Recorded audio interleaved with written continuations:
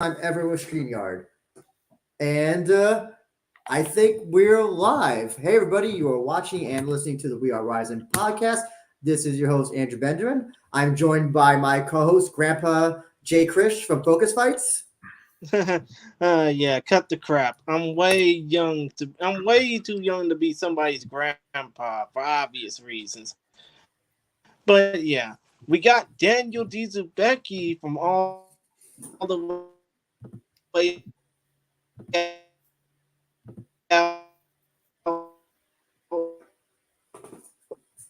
Chris, you're Yeah, ready? we Chris? have some technical issues. Hold on, Chris. Get out of the chat and come back in. I have to mute you for a second. Oh, Chris, come out of the chat and then come back in. Yeah, we got Daniel Dziubicki, the Polish hammer of us. How you doing, Daniel? Hello, very good. Today I've got back from my my work trip from Slovakia. I did a commentary for KOK.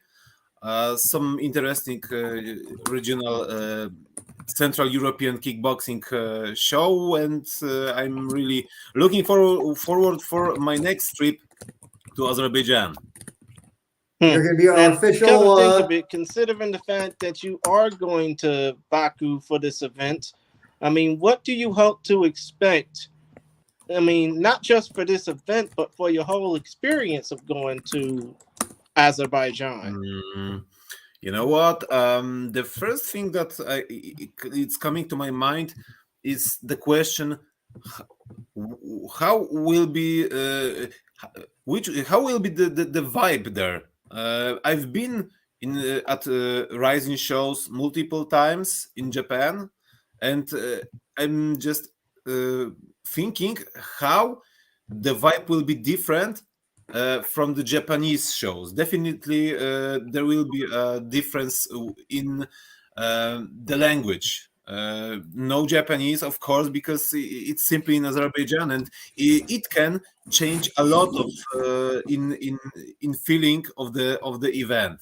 But also we know that the production will be will be doing with Azerbaijan crew. This is a very good question. What they will present, but I am expecting a slightly different production from the Azerbaijani side and better production than for the usual landmark show, because this is a landmark show, so the caged show, as I'm saying, as I'm calling Green Series. Well, of course. Tell us what seats did you get? Because you will be there live and in person, live and direct. I could afford even for the seats in the level of the cage, but my experience told me that I shouldn't take these places, because for watching MMA fights, it simply sucks, because if the fights going to the ground, you have to look at the LED screens anyway. So I have chosen the stands, the places on the stands, and the higher, a bit higher places, just to see everything. I think, especially for the cage show, it will be much better than having lower places. I'm curious to know: is it from the is it elevated arena? Is it like looking down, or is it kind of like flat? I think it has stands that is going down. Just like every modern sports arena, it has the places on the stands, and just a level of I don't know how to say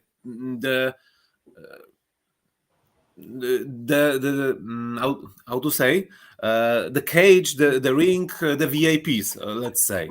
Okay. Basically, you're saying that the VIPs are gonna have a hard time trying to watch the show with the fact that it's in a cage, not in a ring. Definitely. Oh yeah. Here's one thing I've learned about attending many MMA events, and Chuck and CJ will test this. The closer you are to a cage, it's actually the worst. Actually, the worst seating. For a ring, it's different.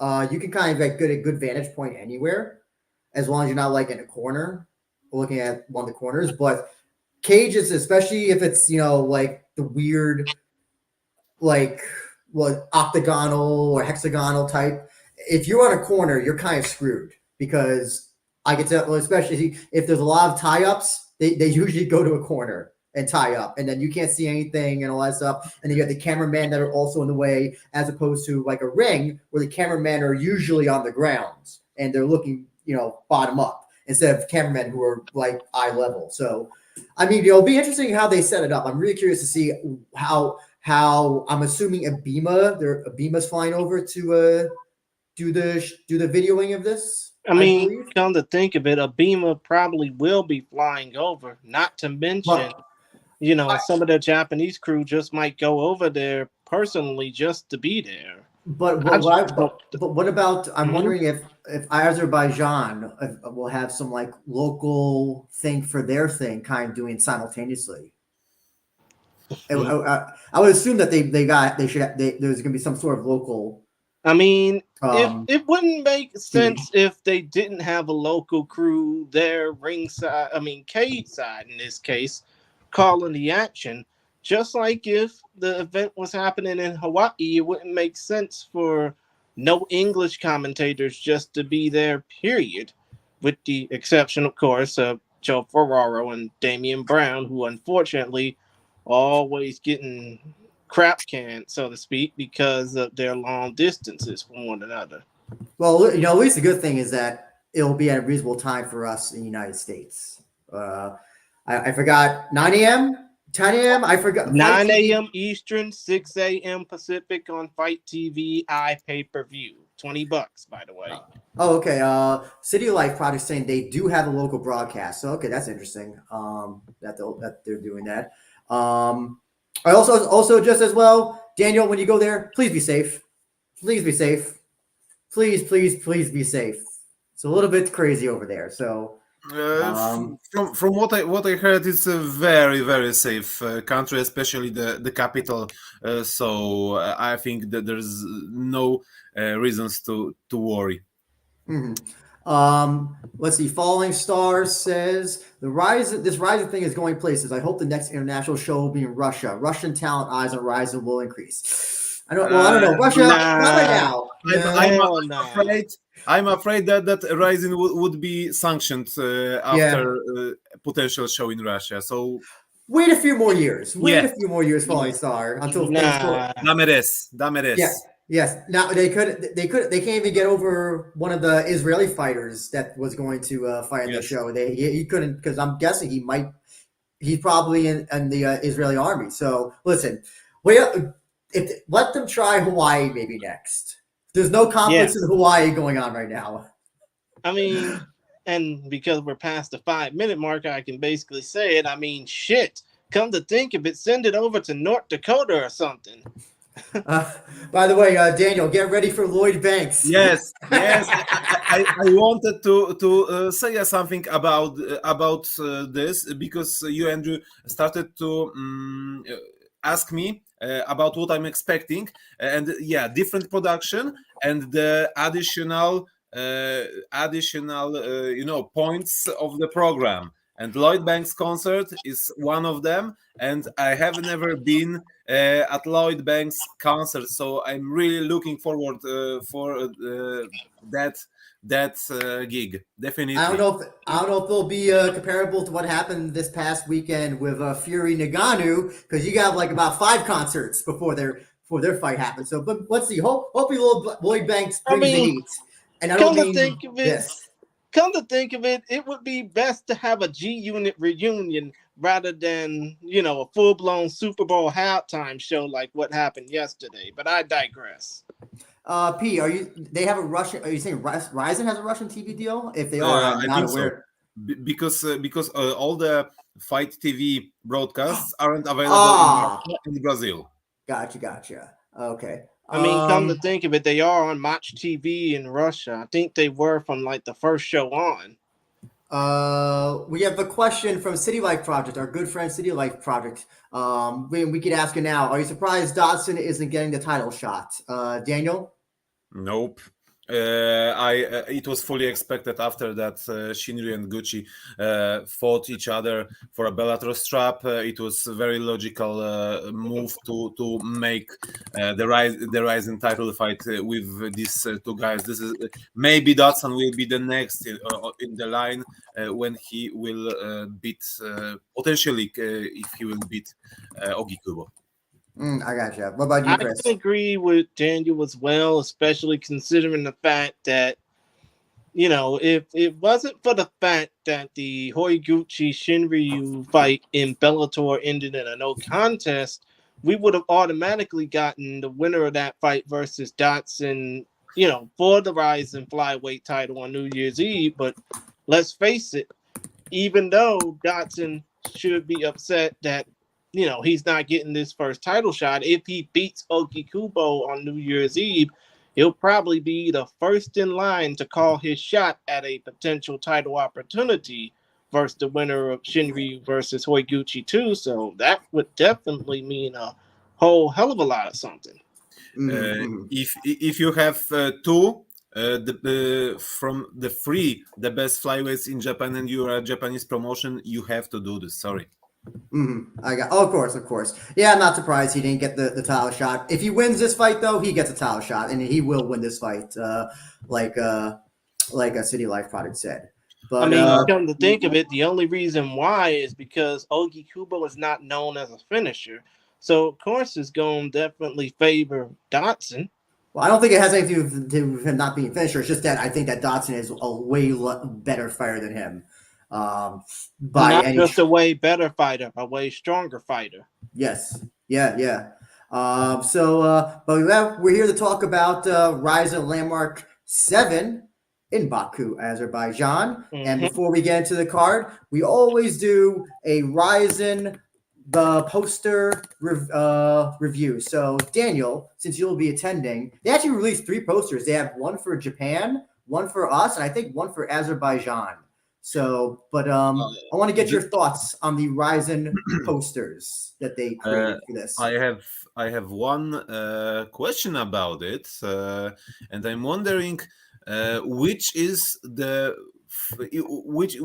how is the order of the significance of these posters? Which is the very first and very official from these 3? This one. Do you see this one? Do you see this one right here? I think it's been it has been an official, but later that complete poster got revealed. The Tapology one. I think because that was the first fight they announced, they made that one first, and then they worked their way down with the multiple people as they started getting as they started booking fighters. Yes. And then they made one for English, one for Japanese. Pretty sure this one is for the Japanese. Okay. This one is for English, and then the regular one is kind of just general use, I believe. Why I'm asking this kind of questions because I have a habit that when I'm at Rizin event, I'm always buying the poster. Here you can see the poster from Rizin 8 and 9. This is a New Year's Eve 2017. Right in front of me, it's Rizin 12. Rizin 20. After after many years, I have finally bought a Rizin 13 poster that I haven't bought when I was in Japan at this event. It was from one of groups with Rizin and Pride memorabilia. Guy from UK sent me the poster. It's a bit different. It's a bit smaller than the usual ones, but it doesn't matter for me. Finally, I have completed my my Rizin experience collection, and later the Rizin 13 poster will land on my wall, and I think that I will buy another one in Azerbaijan with a lot of merch. I'm hoping to to do a big shopping.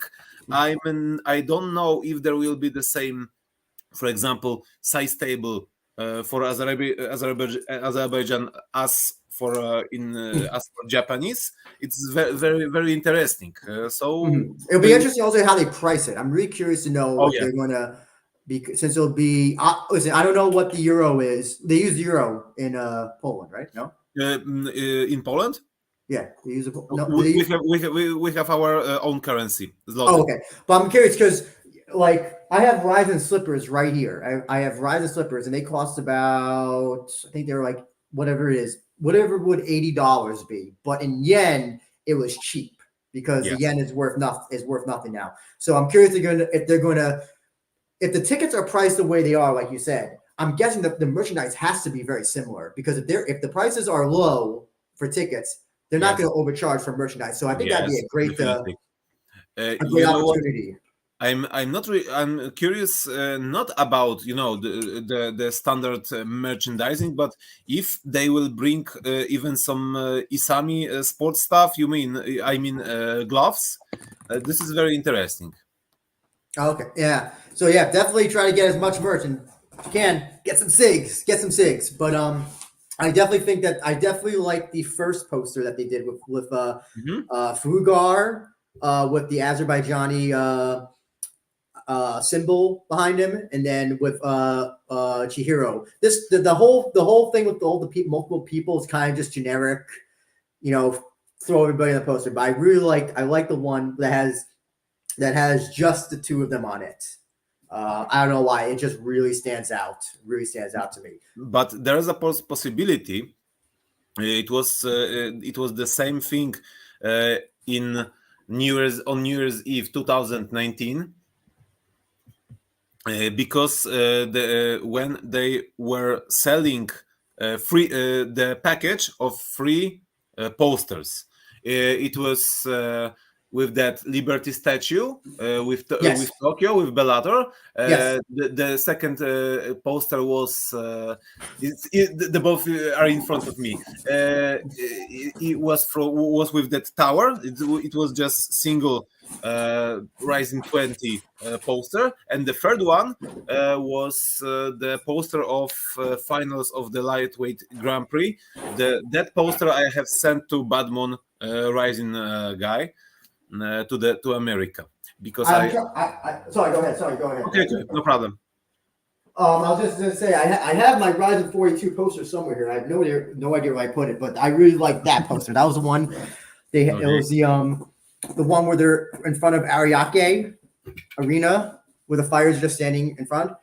And Rizin is always God tier, S tier when they're making their posters. But so Daniel, you're much more familiar with these fighters that are going to be on the prelims that we're going to be starting off with. So I think it's a great opportunity for you to talk about them. So, sorry, going from bottom up, I want to give you the floor to talk about the first fight.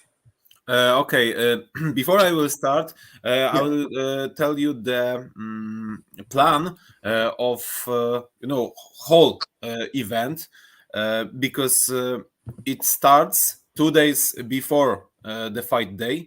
The special event in the most prestigious mall of Baku, with face-offs, with meet and greet, so with some special display. From what I saw, it has already started. The special display with Rizin belt inside, the glass box, where you can make a photo with it. So I can. This is must have for me to have a photo with this beauty. I don't know if for the weigh-ins there will be some special event or not, because there's nothing announced. And the next will be the fight day. The event starts at 5 p.m. local time, but the gates are open. Will be opened 1.5 hours before the grand opening, and we can start with the first match. And the first match is the light heavyweight match, and this is very, I would say, interesting thing, because we had Hassan Mejiev against some Egyptian fighter. Let me go ahead and explain that, because I did end up interviewing Hassan Meziev, and the interview will be posted on the Focus Fights YouTube channel within the next few days. But Hassan Meziev was supposed to face off against Ahmed Sami Lee of Egypt, but for some reason that fight got scrapped, probably because of something on Ahmed's end. So instead, Hassan Meziev, who's 12-0 overall on Sherdog, 12-0 on Tapology, 13-0 on Sherdog. Nobody knows what his real record is. Latvian by way of Grozny, Chechnya, Russia. He'll be facing off against Konstantin Merkulov, 5-2 from Almaty, Kazakhstan. Now, all I gotta ask is, how much do you know about Merkulov, and then talk about Meziev? First and foremost, one thing I would like to add on Wikipedia, which is kind of very good, I would say, maintained by someone. The Rizin Wikipedia had the specific weight limits. I don't know what was the source of these weight limits, because when Rizin Azerbaijan revealed the whole card 2 months ago, something like this, there wasn't any weight limits on this graphic. But when Mejiev was supposed to fight Sami, his previous opponent, on the Wikipedia, there was a catch weight limit 88 kilos. After the change of the opponent for Konstantin Merkulov, the limit went up to the light heavyweight, 93 kilos. And this is the interesting thing. And about Merkulov, I saw a couple of his fights. This is a big guy, very physically strong. First and foremost, well-rounded. He can strike. He can take his opponent down and do ground and pound. His record isn't very impressive, but he's been fighting at mainly in Kazakhstan. I would say only in Kazakhstan. His all fights took place in his home country. This will be his very first bout outside Kazakhstan. But Mejiev, going to Mejiev, it's the most suspicious fighter with most suspicious history on the whole card. He signed with KSW some time ago. He 2 times he was on the cards, but 2 times his fights got scrapped. From apology, I think we can read that he had a knee injury, and he had a positive COVID-19 tests, and then he was silent. Nobody knows what's happening with Mejiev, and then he appeared on a Rizin Landmark 7 card, and short after this, I would say a couple of weeks, KSW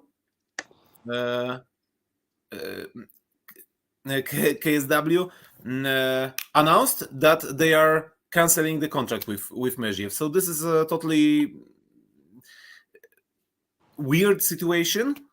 And about his fight record and his available footage, you can see that none of his opponents were even semi-legit. This is the first thing. The second thing, one of his fights got flagged on topology. It was the problem with legitimacy. And first thing with Hassan Mezhiev is the available footage. From the available footage from his fight, we can know very little, really very, very little. We can see that he always taking down his opponents very quickly, and then he's finishing them on the ground, and that's all. We don't know the real abilities, stand-up abilities, for example, of Hassan Mezhiev.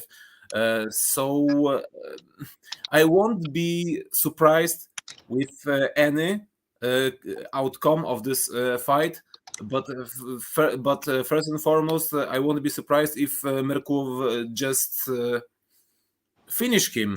I don't know if it will be on the ground or it will be in a stand-up position, but I would say that whole suspicious vibe that Mezhiev is spilling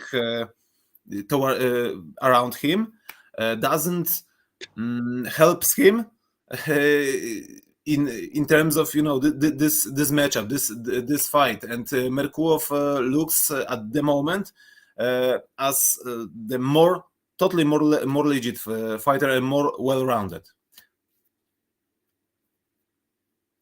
So, Okay. so this will be the first time that a fighter in Rizin had a fake record, aka Shibatar. Anyway, you anyway. just had to throw that one in there, even though everybody knows Shibatar's a buster.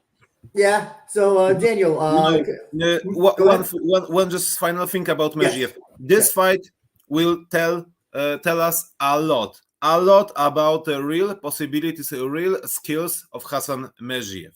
Watch out, but tough. I'm not expecting a lot from this fight. The same as for the next one. Gotcha. So yeah, you want to tell us about the next fight? Do you have anything to add? To say? Well, let's see. 12-0 guy. Yeah, flag on topology. I mean, Chris. I mean, what do you think? I mean, when somebody's all I gotta say is, I mean, and I basically equate this to a few fights that happened recently on both the influencer boxing circuit and in the UFC, where there have been late notice fighters coming in. I mean, just because you're late notice doesn't mean you can't come prepared. And I hope that Konstantin Merkulov, for his sake, will come prepared. But I just think that Mezhiev, having a more extensive training camp and all that, he's going to probably come in looking to squash this guy. And also, by the way, considering that this is Rizin's first light heavyweight contest in over 4 years, and Mezhiev did talk to me about this, I think that if Mezhiev wins this fight, he might get interest to stay fighting for Rizin and possibly become their next light heavyweight champ. True that. Yeah, I mean, I won't have until I see Mezhiev against this guy. We won't really know if I won't really. I'll be. Are you questioning his legitimacy just by looking at him? No, I'm questioning his legitimacy with his fights. But I'll wait to judge when he gets in a Rizin ring. Daniel, we want to talk about the next fight. This is a rematch, if I'm correct, right? Let's go. Of course, Quentin Ruskov Domingos against Shota Betlemidze will be first and foremost. This will be the rematch for their fight, which took place when it took place. I don't even remember. Their first fight took place in 2022, a year ago in November. It finished. It has finished by TKO. Shota Betlemidze won this fight after Domingos got an injury. I can tell you that this is the clash of two typical heavyweight fighters. Slow, not very skilled, at least in a stand-up position and all-round, the all-round factor. Betlemidze is a strong guy. Betlemidze is primarily a wrestler. He is a grinder type of fighter, take down the opponent and then finish by strikes or try to submit. And he always doing the same thing,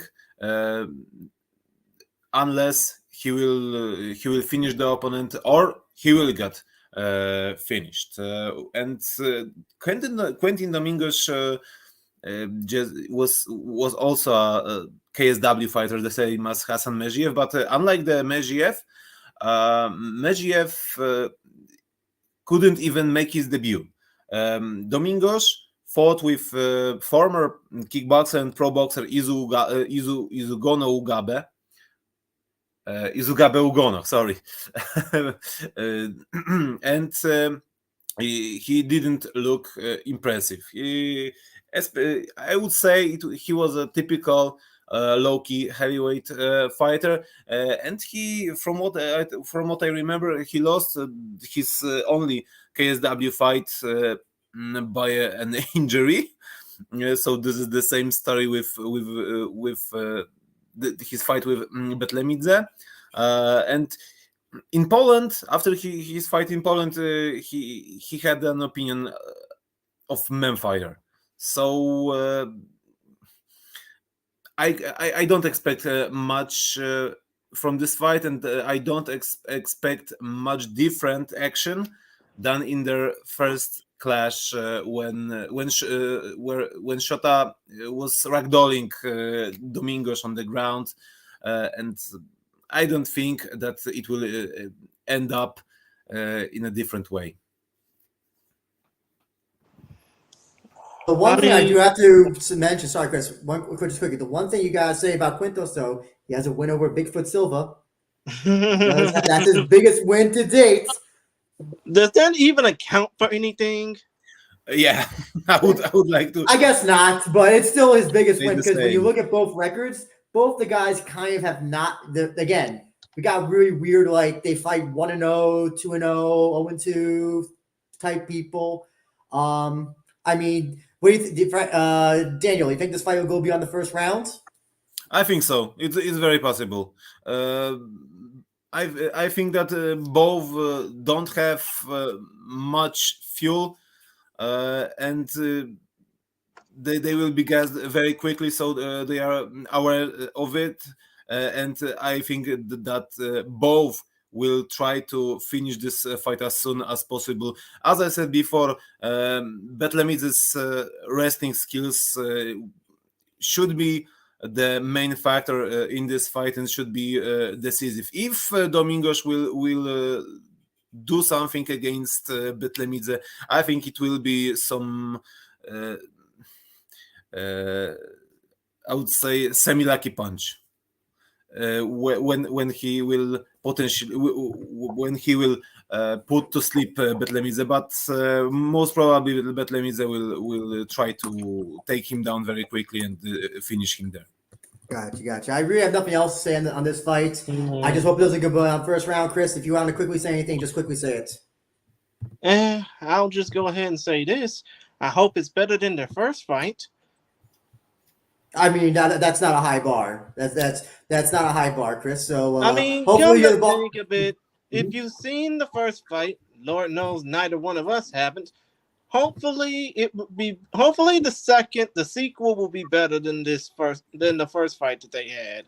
Now let's go ahead and talk about the lightweight fight while you got it up on the screen, because Vladislav Rutinev was supposed to face off against somebody else, but now he's facing Ilya Askanov. Daniel, please explain. Yes, Vladislav Rutinev was supposed to fight Harel Cohen from Israel, but we all know very well what the situation is in Israel is. So he had to be out from this event, from this card. We have a replacement in person of Ilir Askhanov from Kazakhstan. And I will tell you this. The real legitimacy of this card starts now, after from the third fight, because here we have two really legit prospects, but in terms of Askhanov, who has 17 fights in professional fights in MMA, I wouldn't say if he's a still prospect. I think he's a well-established fighter against Rudnev, who is unbeaten. He has 7 fights in his record, 7 wins. And I will tell you that Rudnev is a person that and the fighter that excites me very well, because he has solid combat sambo background. He is a multiple world champion in combat sambo. We all know that combat sambo is both about stand-up skills and ground skills. So this is MMA-ish discipline. If you are great in this, you can be great in MMA. The greatest example, Fedor Emelianenko. Everyone knows Fedor Emelianenko, and we know his background. Rudnev, I've seen his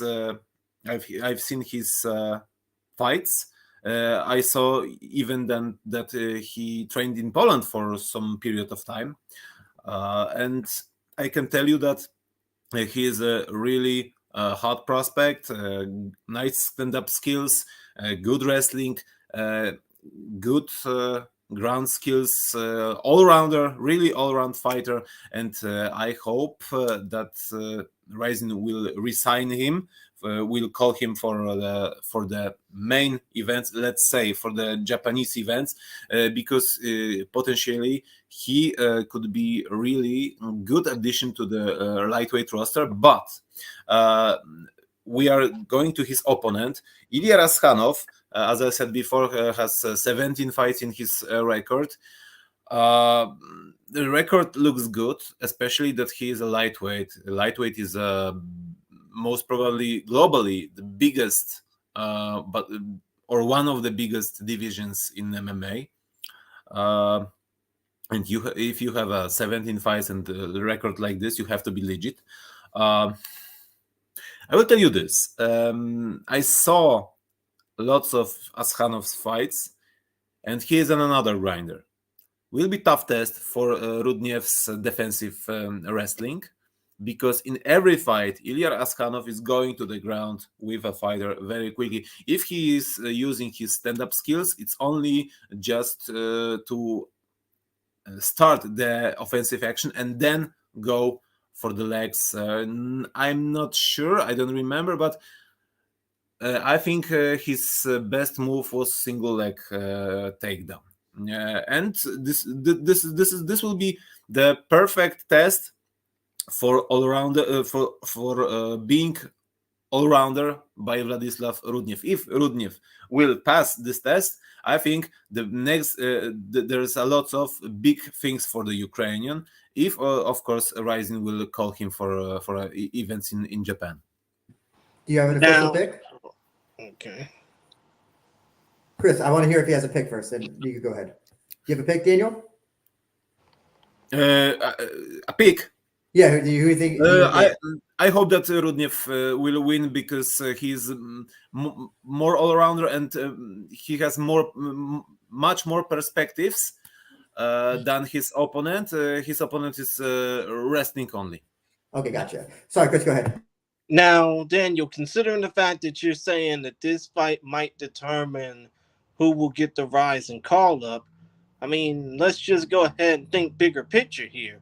Considering that Rizin has, more bludgeoning foreigners in the lightweight division than, say, actual domestic talent, do you think this might lead to an uprising of foreign talent coming into the Rizin lightweight division after this fight?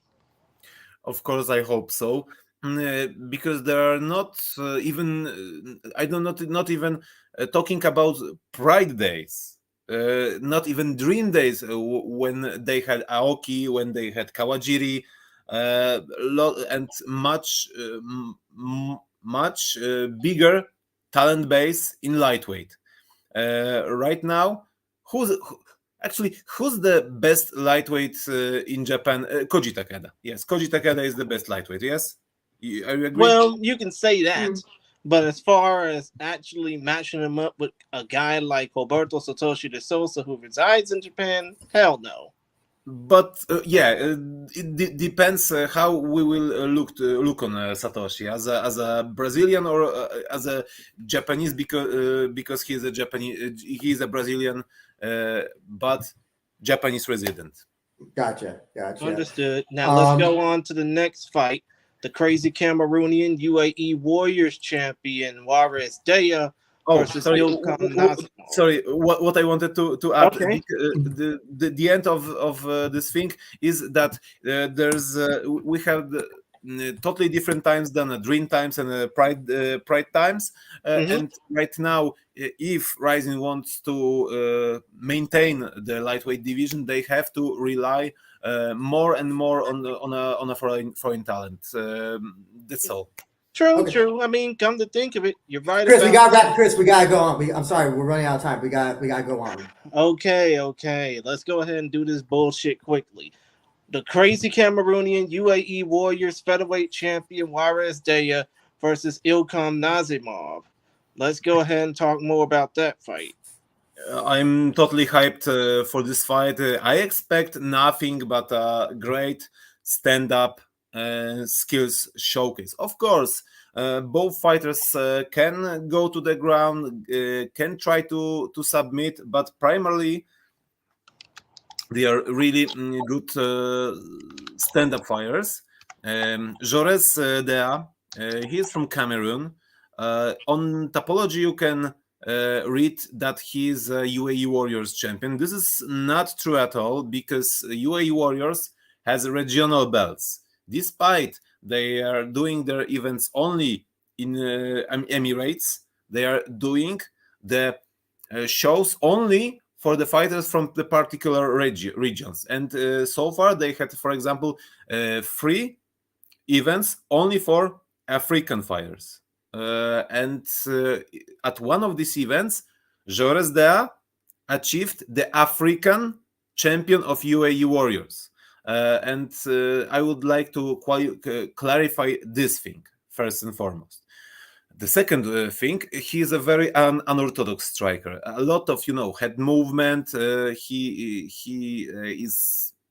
style is also about having his hands quite low, and his main power, the really strong right hand that he made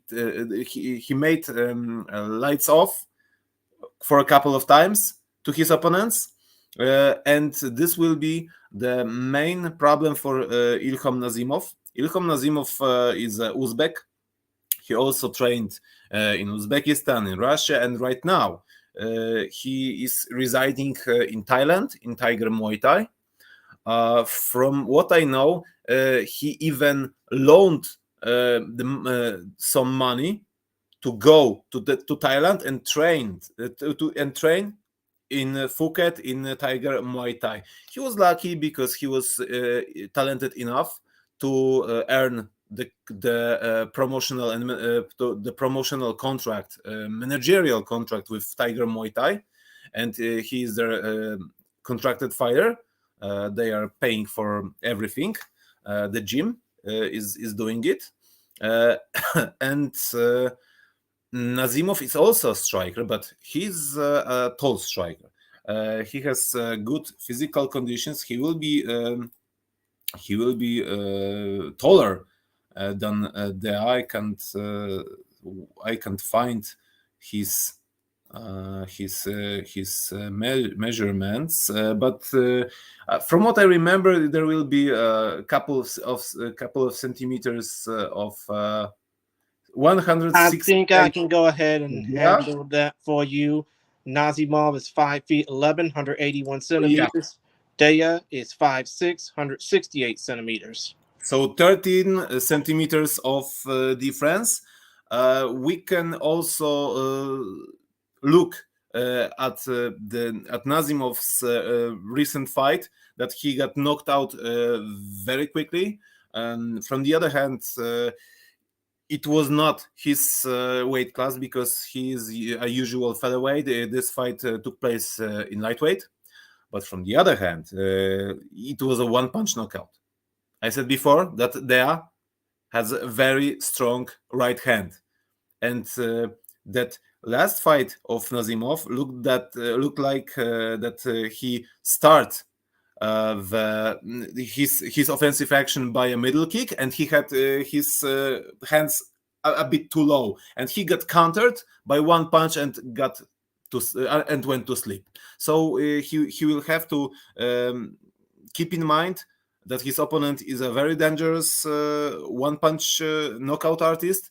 And it will be the first thing that he will have to be aware of. But from the other hand, Nazimov will have, as we said before, a big advantage of physical conditions, big reach advantage. And Nazimov, contrary to his conditions, is a pressure fighter. He is always going forward, and I'm really curious of how this fight can look like. The outcome of this fight, and this is a potential banger on this card. Still, stylistically, this is a great matchup. So who wins? That's the big question. While you're thinking, Chris, since I interrupted you before, I want you to go ahead and pick if you have a pick of either of these two. I think Day is going to probably win this, especially, I mean, not just given the fact that he has a good record, but he's already established himself as a champion with UAE Warriors, albeit in their African branch. So, if he wins this fight, I don't know, it probably might get him more feelers from Rizin than UAE or the UFC. But, I'm just hoping that Daya wins this particular fight just off of that being he's a UAE champion. But still, though, Daniel, what say you? This is a tough question because everything depends if Nazimov will be able to maintain the distance between him and his opponent shortly, if he will use his physical conditions difference. If he will maintain the distance, he will probably be the winner. But if not, if the fight will go totally inside, they can hunt him by his strong right hand. Well, hopefully, Cameroon's been on a successful run lately. Maybe it'll continue with this fight, hopefully. Of course. Now, let's go ahead and move on to the last of our undercard fights, which features the only fighter of the 10 prelim fighters that actually has Rizin experience, Anastasia Little Tiger Spetskika versus Farida Abdueva. Fortunately, during the research before this event, I've discovered that I had an occasion to do the commentary for one of Abdueva's fights. Oh. Wow.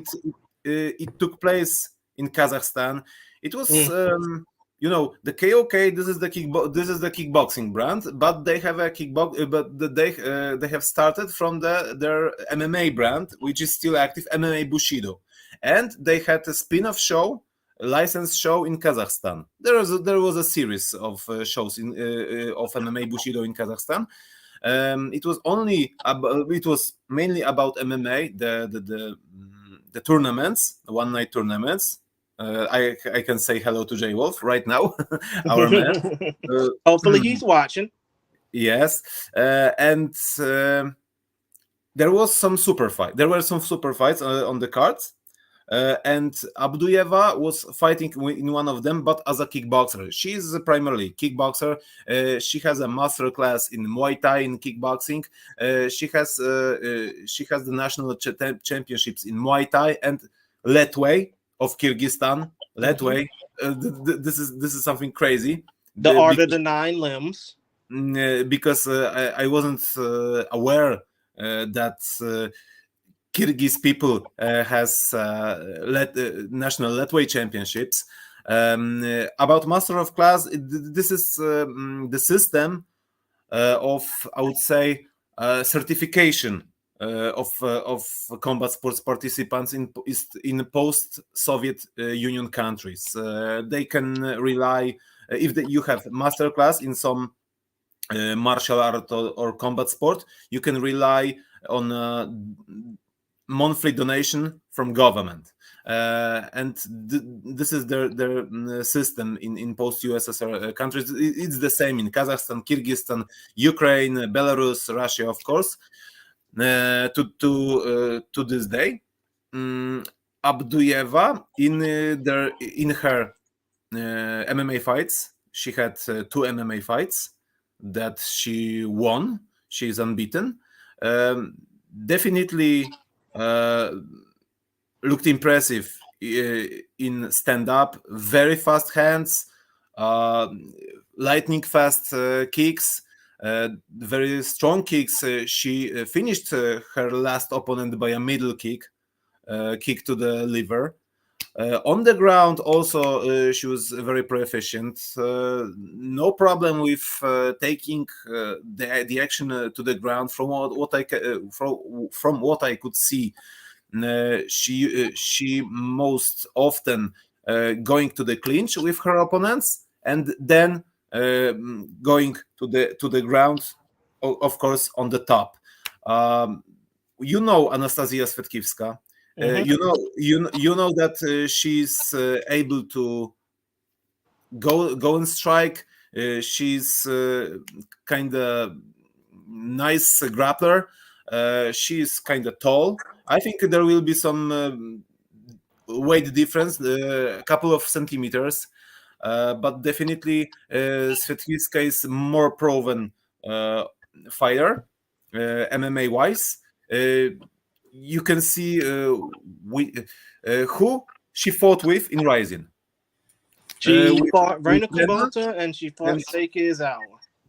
This is the most. And she, you could make an argument she beat Reina, or she injured Reina that she had to be subbed out of that tournament, out of the Atomweight tournament, and did pretty well against Izawa, relatively so. Relatively speaking. Yeah. Yes, and despite her losses with 2 top rising names from super atomweight division, she looked very good, and it's totally incomparable with the names that Abduyeva fought with. Sorry, I just want to. Sorry, we're just running out of time. I just want to ask, who do you think is going to win this? Who do you think? Yeah, if you have a pick. I would say Svetkivska is a favorite because of she proved her skills despite the losses, but he lost with very top names in Rizin. Abduyeva fought with inexperienced opponents. She looked impressive. She looked great, but we don't know how she will be looking against. I would say. All-rounder and the fighter with good physical conditions. And as for me, I think this is pretty much going to be a gimme fight for Anastasia, especially considering the fact that she lost against 2 tough opponents in Reina Kubota and Seiki Izawa. So I think that this fight just might be the one that helps her get over the hump. Now, let's go ahead and talk about the first main card fight on the docket, and that would be Taral Rakimov versus the Red Horse, Pyung-Kyo Kim. Sorry, getting the thing, but Daniel, what can you tell us about Radimov? About Radimov, there's one thing when you will take a look on his record, he lost 4 out of his last 5 performances, but his all losses from his last 5 fights were by the decisions. And I will tell you this: it always looked the same. He got the fight were taken to the ground by his opponent, and it was all about the control, the fight, and trying to outgrapple him. And often he was losing on the edge. I would say, how to say, a very close decision, edge decision, and not always.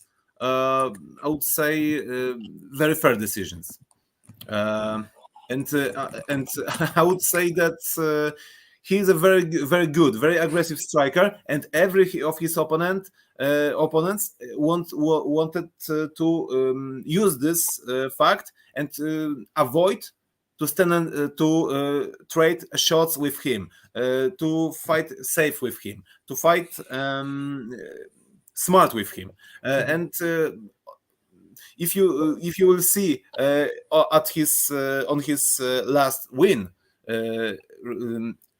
last professional win, you will see how dangerous on his feet he can be, and everyone wants to avoid the stand-up action against Ragimov. At least I mean his last opponents.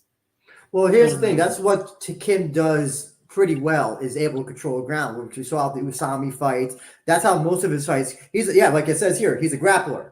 So if that's Ragimov's Achilles heel, then this is an easy win for Kim in that case. It's going to be either going to be submission win or I'm afraid that Kim will want to do the same as you mentioned his fight with Shopatrik Usami. But from the other hand, I think that Ragimov is still a better fighter than Usami.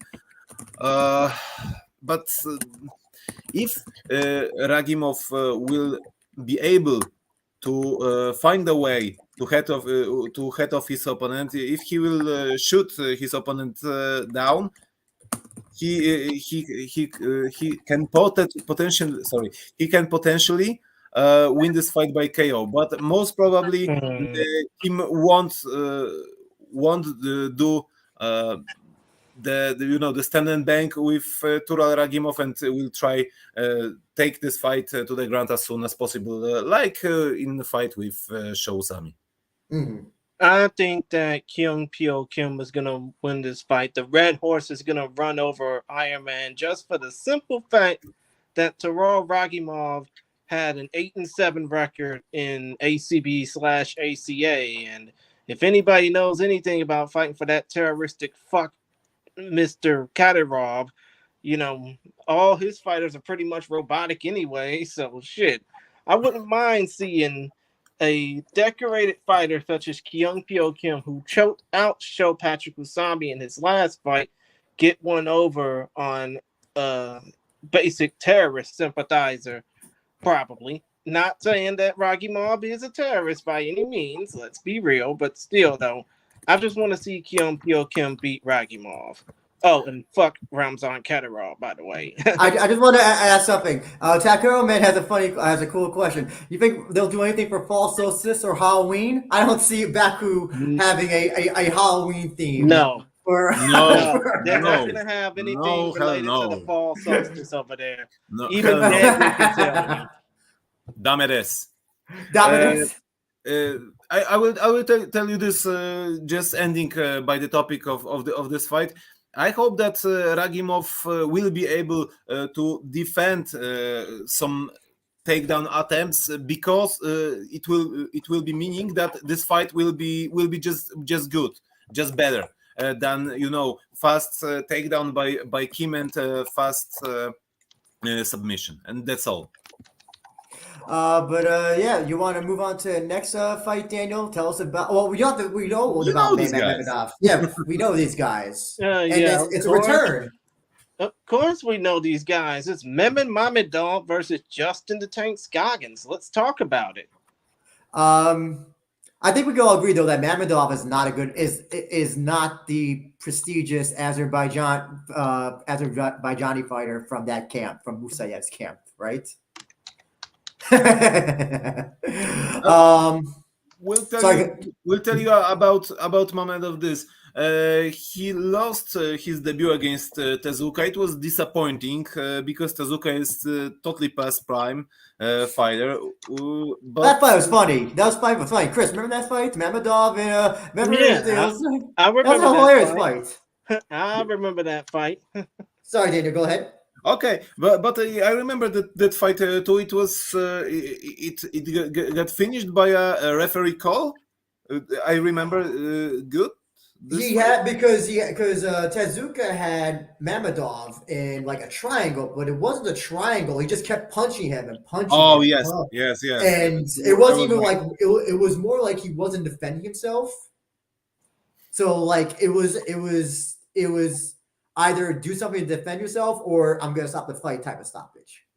Okay, but anyway, he took the offer for a fight in a higher weight division. The bantamweight isn't his usual weight class.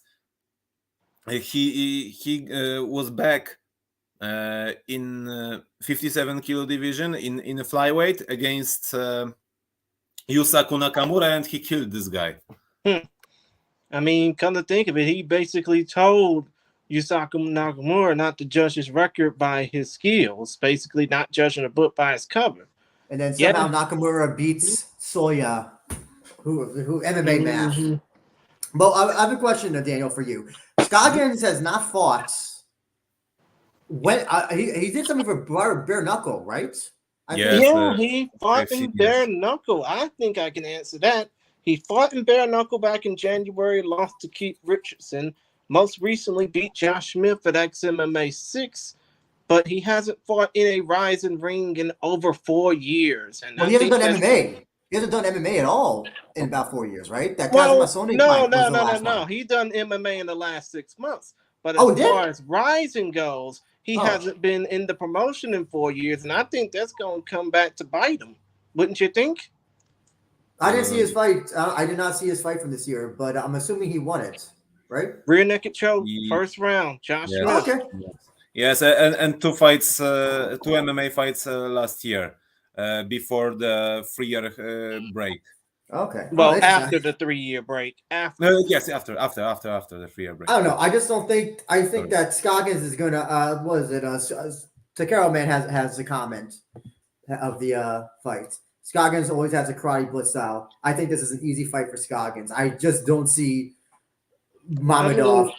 Come to think of it, Scoggins is if I recall correctly, Scoggins is related to Stephen Wonderboy Thompson, who's a karate expert. So, that's pretty damn obvious. But still, I think that Scoggins is going to have some cage rust going into this fight. Oh, I don't think so. I don't think he will. I mean, if he just had the fight this year, I'm assuming that was in a cage. It was. So, yeah, I think this is an easy win for Scoggins. What do you think, Daniel? I hope that both sides will have fun. But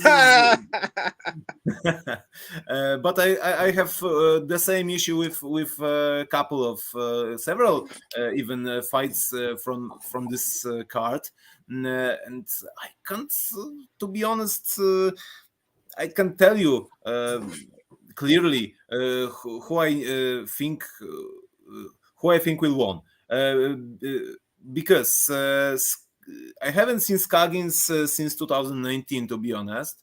Mehmet Mamedov, we know what he's able of, and we know that he can make a one-punch knockout. He can take the fight to the ground because of his wrestling skills. I will tell you this: if it will be a knockout finish, I think Mamedov. The funny thing is, Scoggins has never been knocked out. He's lost by submission and decision, but never has been knocked out. This is the next challenge for Mekman but if there will be a decision, I think it will go to the Scoggins or the submission. So what you're saying also, Andrew, is that we might see a Scoggins knockout. Yeah, I think he's gonna knock him out. I think he'll usually knock out Mamedov. If he doesn't knock him out, he's gonna control this fight for 3 rounds, and he's gonna just make easy work. I think. I just don't see, from what I've seen from Mamedov, like, yeah, I mean, Scoggins has fought top 10 guys in UFC. I know he's had some bad luck in Rizin. He lost to Latoya, but he beat Sone, which is not a high bar, but he's used to fighting high level guys from his UFC days. So I definitely see this as pretty much him steamrolling through Mamedov. That's my thought.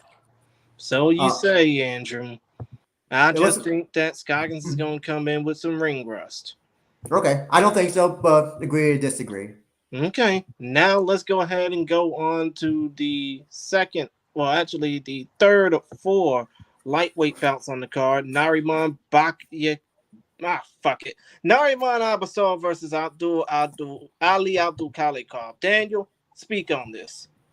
We all know Ali Abdul Khalikov very well because he had his debut in 2019 with a fight against Kawajiri in the opening fight of lightweight Grand Prix, from what I remember. Then there was a pandemic, and he returned to Rizin a bit surprisingly, because his only pre-pandemic performance was very forgettable. From what I remember, he got dominated by Crusher, and then he had some, I would say, easy matchmaking, because Tatsuya Saika wasn't a big challenge for him. He also fought with Timur Nagibin, that I know very well from one challenge. He lost with Raul Tutarauli, who is right now a KSW fighter, contracted fighter. Very solid, very solid fighter. But Nariman Abbasov, from the other hand, is a guy who has also good wrestling background. He is, from what I can remember, he is doing a lot of single legs, but I may be wrong. And he can be a bit chaotic in his stand-up skills. He lost against Ismail Bonfim. He tried to enter the UFC in Contender Series. It was in September last year, and his skills. His skill set are relatively high. His fight record is 29 wins, 4 losses, and this is a really good looking record. Before that loss in Contender Series, he lost in 2016. So, 6 years without loss, with full of wins. Because he was kind of active, so it's really interesting scrap. But I think it will be there will be 2 ways. The first way, it will be that they will try to test their wrestling skills, their respective wrestling skills, and who will take down who. Guy who will be on the top will win this fight, most probably by the decision. But from the other hand, they could try their stand-up skills, because in MMA we are watching this sport a lot of years, and we could see a lot of fights when two grapplers or wrestlers tried to exchange the shots for a majority of the fights, and 2 strikers who tried to take down his opponents and try to control the action on the ground. So these are 2 ways that I predict that this fight can go. Okay, I can totally understand that. I mean, all I can amount to when it comes down to this fight is that Abdul Kalikov is 1-1 in Rizin. Nariman Abasom, former AMC Fight Nights Global Lightweight Champ. Like you said, he hasn't lost. I mean, between the fight that he had against, the fight that he had in 2016 where he lost, and the Ismail Bonfim fight, he hadn't lost for 6 years. I think this probably might end up being a scrap fest for 3 5-minute rounds. Wouldn't you agree? Yes. This can be be a very grindy fight. I'm really worried about that. I think you kind of hinted at that, Daniel, because when you have guys who are wrestlers or all-rounders, it can be a 29-28 type of fight. I'll say that. It could. Dude, you don't even know if the fight's even going to be scored as a whole, not by the damn rounds. Rizin does 20. They still score it as a whole, but still as 10. Yeah, but their commentators, basically the English commentators in particular, still score it round by round. I know. But that's them. I do think that this could be potentially. I want to look forward to it, but I'm just worried that it could be very grindy, 29-28 type of fight, 30-29 type of fight. So you're on the fence about it. Just say it. Well, that's what I'm worried about. I'm worried this fight's going to be on the fence for 3 rounds. Especially, this fight will take place in the cage. Yes, I'm worried it's about a very fence huggy fight, just because of if just going by their records of how I've seen Abdul Kalikov fights, he can be a very grindy guy. And his knockout against Saika was good, but rare. So I hope this fight will not be like that. That's all I can honestly say about it. I mean, we can all hope that this will be a slugfest and not 15 minutes of wrestle fucking. But the problem is that Russian guys or these guys don't really slug. They don't really go like Vachanchin or Fedor. They don't really go in there to stand and bang. That's not really how they. That's not the real Russian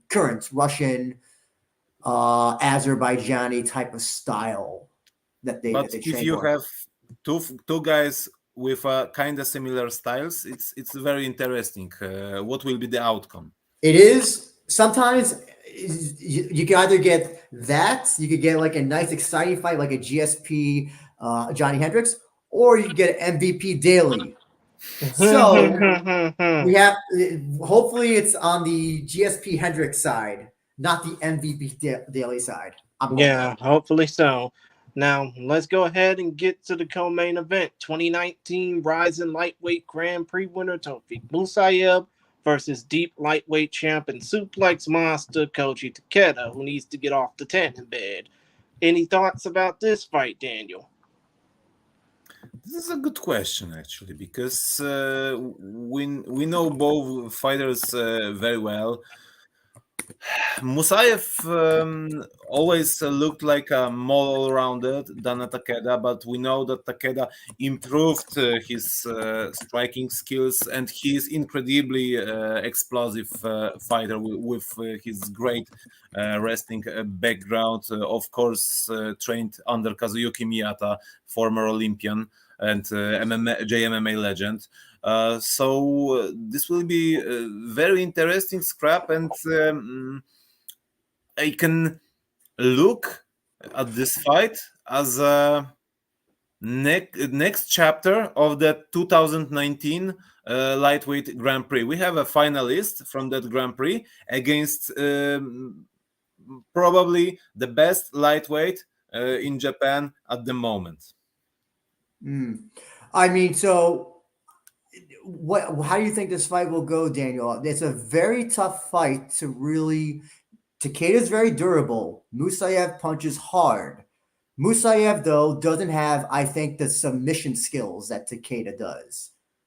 We were talking about before about, fighters with similar styles kind of, could negate each other. If there's anything like from the Shabili Musayev fight, Musayev definitely has some holes in his game. when you watch that fight. But do you think Takeda can do anything to capitalize on such things? I don't think that Takeda should rely too much to have too much confidence in his striking skills, at least to some particular moment of this fight. If he will take some couple of stronger shots, he should immediately try to think to go to the ground, not to just making this match to the boxing fight. So the mindset will be and being smart will be very significant factor in Maeda's game. Maeda's Takeda's. So before I go to Chris, I want to get your thoughts. Who do you think will win this and how? Most probably Musayev by the decision, but this is just a coin toss in this at this moment. Chris, on to you, sir. Musayev via finish. Really? Second or third round finish. I mean, I don't think that for all the shit that Takeda and by extension Suzuki in the main event have been talking, they need to realize that shit talking could come back with a receipt that they might not want. So I think that Musayev, considering that he's going to have the home cage advantage in this case, same for Karamov, he going to come in and just wreck shop and body rock, as we say here in the southern states. I think that Takeda is just going to overwhelm Musayev, and I think that's going to throw Musayev off his game. Takeda he just keeps on coming, and I think that might just overwhelm Musayev. I don't think it will. I don't know if there will be a finish, but I think that Takeda can win this. We have to keep in mind one thing: how Japanese fighters are able to adapt to fighting not in Japan.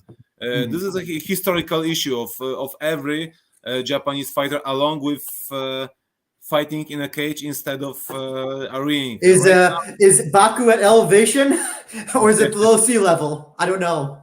Yeah, but weather's different though. Weather is a lot different there, though. I think than Japan. I'm pretty sure.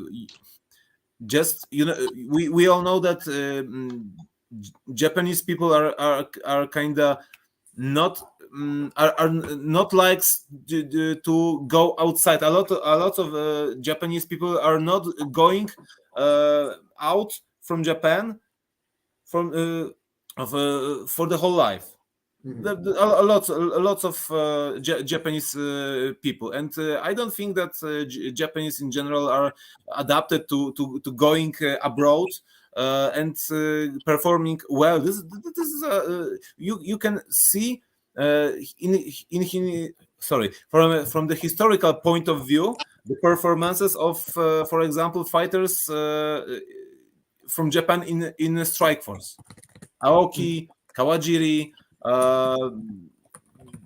This is a popular issue. Maybe right now it isn't that big problem for them, but I'm really curious how both Takeda and Chihiro will adapt to fighting not in Japan with a different time zone, for example.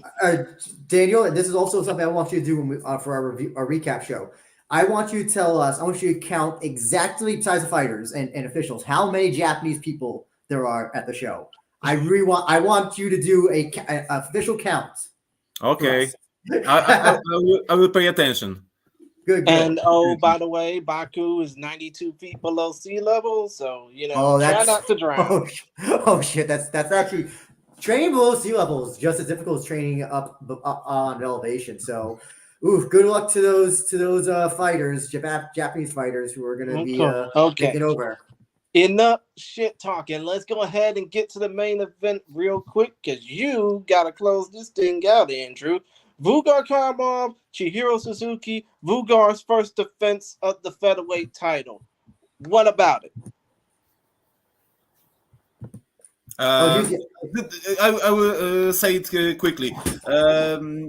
If Chihiro will hand down Vugar and will do the same thing that he did with Pitbull, he will win. Otherwise, Vugar. Now, what about the grappling though of Ruger? We saw Suzuki got tapped by Clever. So, but obviously, I think that Karamov is nowhere near the grappling expertise that Clever is. But Grappling, yes, but he has incredible wrestling skills, and this is his base of his game plan. But do you think that so when it comes down to it, you think that Suzuki has to do exactly like Pitbull and to keep it standing? I think that Suzuki will try to maintain the action on feet. What do you think is the biggest mistake that Suzuki can make in this fight? Getting taken down very quickly.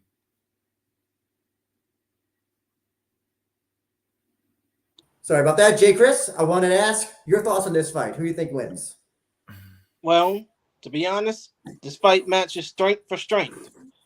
I mean, if you look at Chihiro's record in Rizin, he is 6-1 with 1 no contest. He got off easy by not having that Clever fight on the record because Clever missed weight, and he came back knocking out Patricio Pitbull. I don't think he's going to pull the same type of shit here, especially considering, as I just mentioned, Karamov has the home cage advantage. He's 5-1 in Rizin. He's defending his title for the first time. And I think that if Karamov comes in, wreck shop early, Chihiro going to be history. No disrespect. But still, if it's not, I just want to see a knockdown, drag-out brawl between these two. I really do. Especially because I just mentioned, strength for strength, these two can go all night long. It's just the fact that, really, have we seen Karamov knock out anybody in Rizin so far? He submitted everybody. He submitted Nakajima. He had the very close fight with Saito. He submitted Horie. I'm trying to think. Back-to-back submissions. Horie and then Mikuru Asakura recently. Oh yes, and that one as well. But I don't think his striking is up to par with Suzuki at all. I think one shot from Suzuki, he gets knocked out. I think it winds up exactly like Pitbull, like Daniel was saying. So you want to see an upset happen? You want to see Chihiro Suzuki beat Vugar Karamov to become the 4th Rizin Fighting Federation featherweight champion? Huh? I think he's gonna win. I think he's honestly gonna win. That's the one thing is. So I picked Horie, I think, and when he and Karamov fought, but here's the thing: is that if you don't let Karamov overwhelm you, I think he's pretty easy to pick apart. Saito kind of did that. The red card also helped in that, but I don't think Suzuki is going to back down from Karamov, and like we saw that he did with the Haraguchi fight. I think it was Haraguchi, right? Where he was losing, or he was on ice skates, and then he just came back. It was. Daniel, who do you think is going to win this? As I said before, if by knockout, then Chihiro. If by decision, I don't think that Vugar will submit Chihiro. So if the fight will end up with the decision, by the decision goes to Vugar Karamov. Gotcha as well. So Tahiro Man is an interesting question. Who is a faster fighter? Suzuki is super fast to me. I wonder how the scramble or mid-range will look. What do you think, Daniel? Who do you think is the faster fighter? It depends. What are they doing? Chihiro has really fast punches. Maybe not that fast as Horie has his hands, but from the other hand, Vugar is very dynamic wrestler. So his takedowns are very fast, and it depends on the technique in general. Chris, what do you think? Who do you think is the faster fighter? I think Karamov's the faster fighter, especially considering. Oh, actually, I'm wrong on that one. Suzuki's the faster fighter because he has that kickboxing pedigree. Wouldn't you agree? Oh yeah, definitely. I think he's I mean, I think when it comes to blitzing, I think Suzuki can easily blitz Karamov with a punch. I think Karamov can quickly take you down, but if you're smart and he uses a cage efficiently, I think Suzuki. I think this fight's gonna. I think Suzuki's gonna be very prepared for this fight. His output this year has been something else. I think he's been fighting like 2 to 3 times. I think he saw like 3 times total this year. If I'm correct. This might be his 4th, including the kickboxing fight that he had in the kickboxing. Yeah, thing. this Really is going to be his 4th time fighting this year. He had to defend his knockout belt back in in March. Then the Kleber no contest and the Patricio Pitbull knockout. Hopefully that he's not getting so worn out, and then like he's just gonna go into his fight with all these injuries and all this stuff or something like that. I mean, come to think of it, he'll probably pull an Orange Cassidy, say I'm tired, and just pop back up later on. So I want to ask, starting with you, Daniel, which fights are 3 fights that you're looking forward to the most? 3 fights. Let me check the whole card. Okay, from the bottom, Dea against Nazimov. That's one. Second one, it will be the main event. Definitely, I'm very curious about the outcome. And the third one, let's say, maybe maybe co-main event. Yes, let it be. But I think it's both also the Mamedov against Skogins is also very interesting. But so I would tie them up, and this is a equally interesting fights for me from this card. Jay Chris? Outside the co-main event and main event, I mean, obviously, the fights that I'm looking forward to the most are Hassan Meziev versus Merkulov right out the gate. Then in the featured prelim, Anastasia Spetskivska versus Farida Abdueva.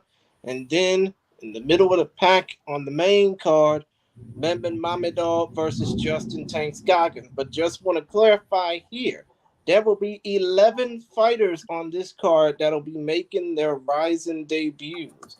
I mean, you got to think that one of them, maybe 2 of them, are going to steal the show, right?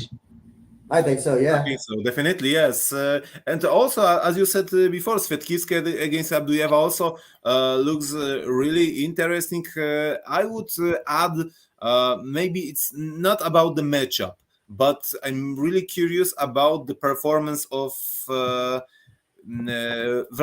Rudnev. I saw his fights, and I'm really looking forward to how he will do against the grinding style Kazakh. For me, easy answer: main event, co-main, and listen. When your name is a crazy Cameroonian. Listen, you got me intrigued already. So the Dia Nazimov fight, I'm really looking forward to because hey, listen, pretty much earned that name. The crazy Cameroonian. Plus, Cameroon's been on a great streak lately, thanks to Francis Ngannou. So hopefully, Cameroon can get some love in the combat sports world. Yeah, of course they will, especially considering what happened yesterday. And a comment from Cold Mayday: this is better than the Hawaii talent they found. The Hawaii talent that they haven't even used except for one. So I don't think that's even a fair statement. Come on, man. Maybe they're just waiting for the right opportunity to use them. Sorry, Daniel, you were saying? Could you tell me who fought from that Hawaii tryout? Zach Zane. Zach Zane. Okay, Yes. yeah.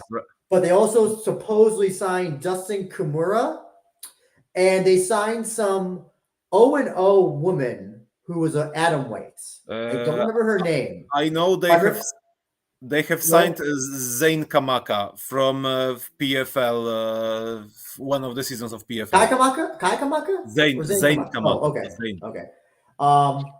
So yeah, they've only used officially one guy, and yeah, they've already scouted much better talent. My guess is they probably had somebody because they have an Instagram, social media for Azerbaijan, Rizin Azerbaijan.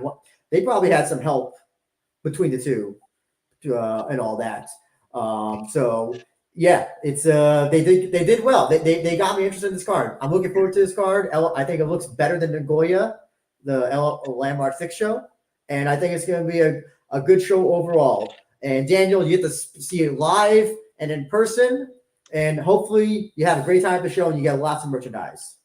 I think so, and I'm really looking forward to both for experience of Rising show, but totally different and historic Rising show, because it's for the first time it won't take place in Japan, and also I'm really looking forward to discover a new country because obviously I have never been in Azerbaijan, so we will see how it looks like. So with that being said, show is coming to an end. Chris, well, first you, Daniel, tell us where people can reach you and all that good stuff that you do for commentary. Okay, first and foremost, you can follow me on Twitter where I'm posting a lot of English language stuff. Daniel space. Sorry, I've confused. D Dziubicki, Dzubicki. So my first letter from my name and my whole surname. My Instagram is Daniel double space DEE. This is my private stuff, but you will have an opportunity to see some Insta stories from my trip to Azerbaijan for sure. You can try to subscribe my private YouTube channel where I will post my oh yes but I have because Komedi is requesting a pic with Sakakibara, but I already have a pic with Sakakibara. You can see it in my vlog from my first trip to Japan on my private YouTube channel, Daniel Dziubicki. You can find me just by a name, and you can find this channel. And I think there's all channel that you can follow me. Of course, you can listen me in some podcasts. We are Rising podcast, Focus Fights audio, and also the DJ MMA beat. Jay Chris? Okay. Well, I guess I'm going to have to cover for you and I as well. You can follow me on Twitter at ChrisGary92 and at ChristianGary1992. You can follow Andrew on Twitter and Instagram. And yes, I say Twitter, not X, because fuck Elon Musk.